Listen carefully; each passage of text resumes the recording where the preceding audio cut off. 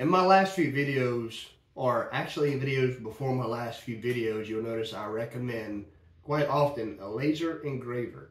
And that has tremendously helped my business. Now, there's been a few questions asking about what type of engraver I use, what type of program, stuff like that. So I'm going to kind of give you a crash course. My knowledge is very limited. There's other videos you can go watch. But I'll give you a crash course of how I use the laser engraver, which one I use, etc., etc., etc., and also etc. So this is an Ortor Laser Master 2 Pro. I will start out by saying this is not a sponsored video. I bought this with my own money a year ago, and it has well overpaid for itself. It has paid for itself multiple times, actually. When I bought this, it was $500. I'm not sure what it's going for now. I'm sure it's cheaper because they just came out with a newer model. I will try to find this and add a link in the description as an affiliate link if it helps you out. I am very satisfied with this engraver. I haven't had any issues with it.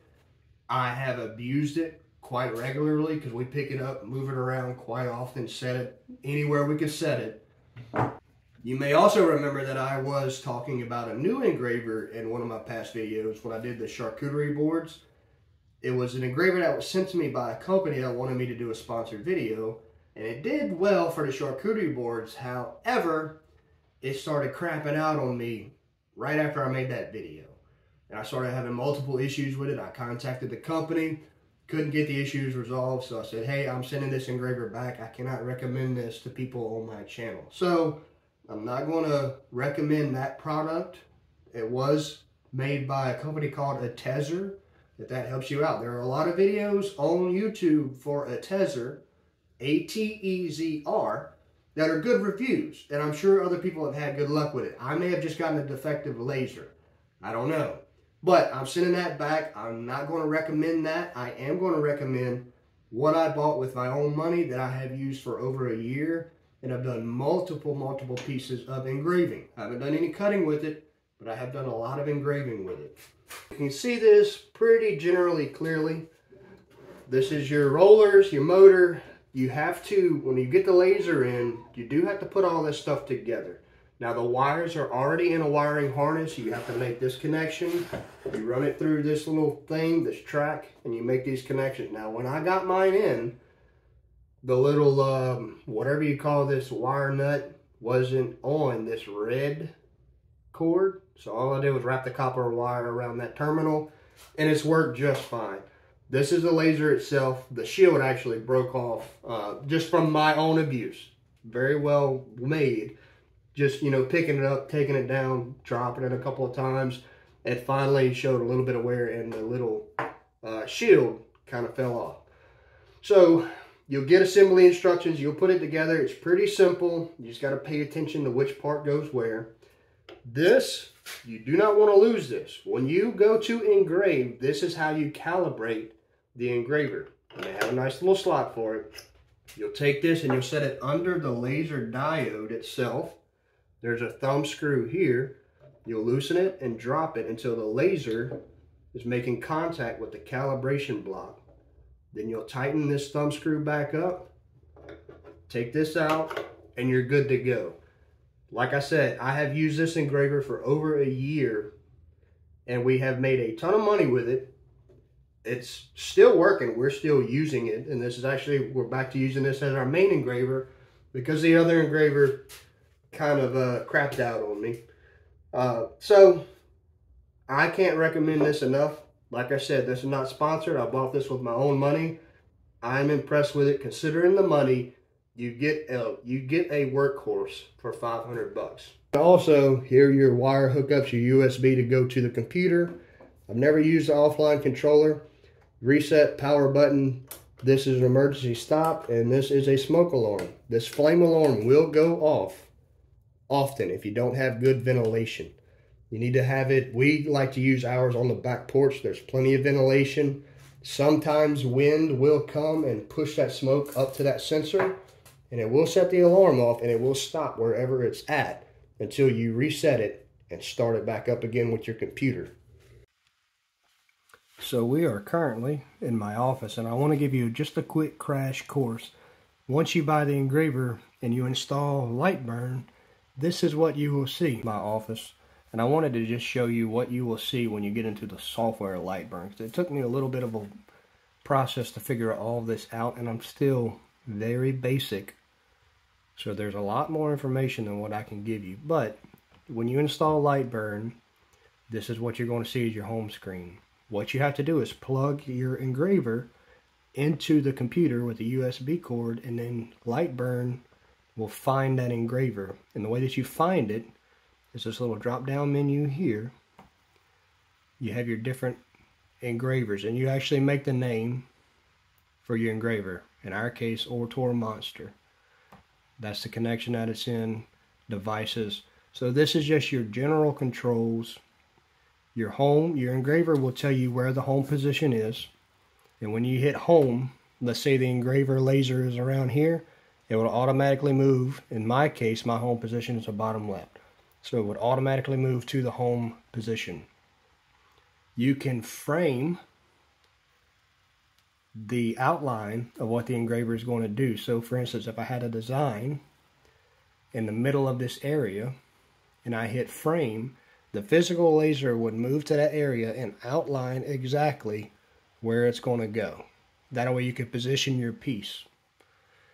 So this is the layers / cuts tab down here at the bottom. I don't really mess with that tab. Don't really mess with that tab. This is where you adjust your speed and your power output. So you see here, if you could read it, I hope you can read it. Power max, I can adjust that up or down. We very rarely run at 100% power.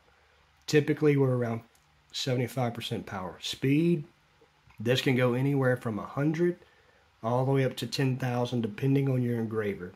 So you adjust your speed depending on how dark you want it. Your pass count, you can set it to run multiple passes and automatically run it. Like I said, this is just a crash course. I'm very basic.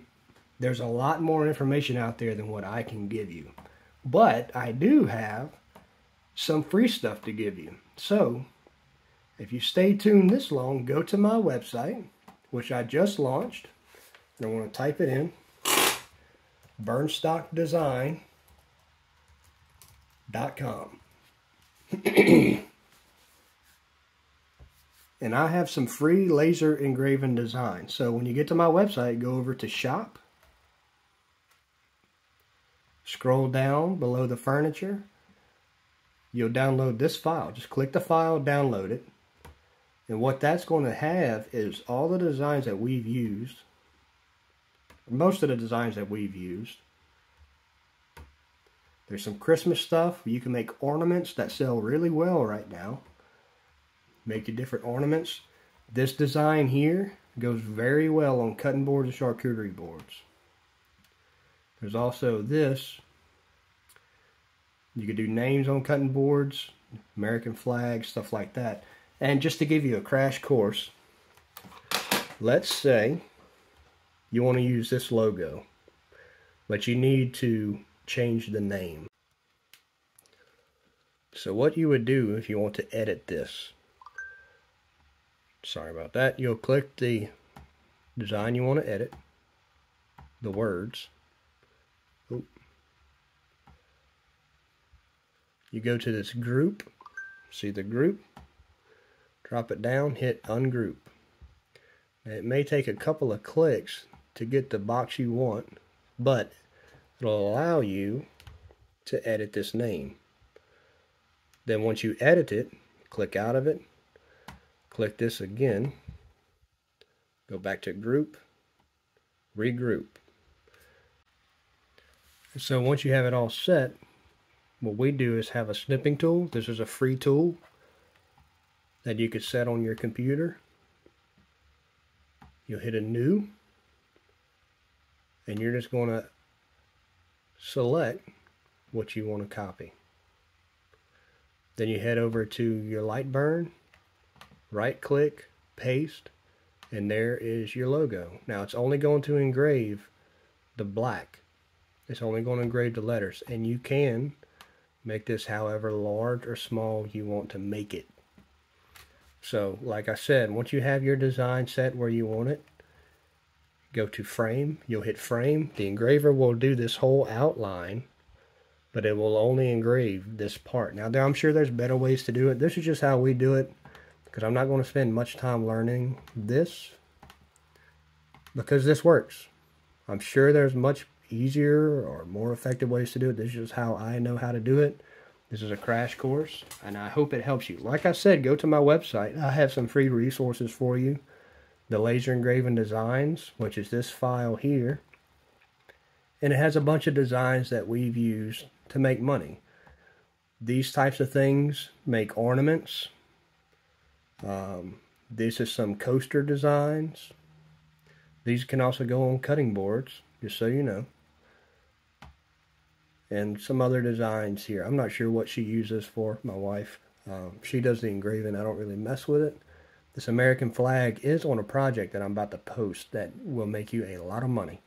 I'm looking forward to giving you that. And I'm also going to put the plan for it on my website for free. So, laser engraving designs. I'm giving you a quote check sheet. This is what I bring with me to a client's house to give them a quote. So this is a check sheet that I bring with me to do an in-home consultation.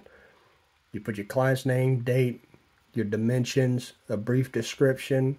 I'll do a sketch. My quote numbers typically align with the day, the date, item, quantity, so on and so forth. It's pretty basic, but it does help you to remember stuff while you're on site. It helps you to ask the questions that you need to ask. The finish, the date they want it. Can you make that date? Yes or no. If not, then you know on the spot that you need to let the client know, we won't be able to make that date. It'll be a little later. Any physical encumbrances, this is mainly for if you're doing built-ins or things like that. Or if you're delivering a large table, you know that you might need to have it disassembled and assemble it in place when you get to the client's home or site. So the other document I have is a quote template, and this is what I send to the client after I've made the visit. I figured out what they want, and I've actually come up with a price. I will send them this letter here. Now what you want to do, double click on the header, put your logo. And that way, your logo will be on every page of the letter. Everything that I've highlighted you want to change. So here, name, date, quote number, the item. In this instance, I had to do a quote for an event center, but you just reword this to whatever fits your situation. I leave this here. This is my policy. 50% deposit. You have 15 days to accept the quote, things like that. I leave that alone. I leave this alone. Anything that's not highlighted, I typically leave alone, and I only edit what is highlighted. So everything that's highlighted, you want to edit to make it fit your situation. And then that's what I will send to the client. And it makes you look far more professional. I hope the video helps. If it does, leave a comment. If you download the designs and you actually use the designs, leave a comment. Let me know how it works out for you. Use the tools if you need them. If you need the quote check sheet, if you need the quote letter template, we'll be putting some other tools on my website. So stay tuned there. Burnstockdesign.com. I'm going to be loading up a plan here shortly for an item that I'm making right now that is going to sell like bananas, and it's going to make you a lot of money, especially if you have these files that I'm giving you. I'm going to show you what to do with the flag. As always, I appreciate the support. I actually have to get back to work for my regular job, so I want to try to download this video today, which is December 7th. I hope it helps. Comment if you use the stuff. Comment if you download the templates. Let me know if it helps you. If it's no help at all, keep it to yourself. No, I'm picking. I hope it helps. It's free. If you don't use it, that's fine. I appreciate the support. As always, I will catch you on the next video.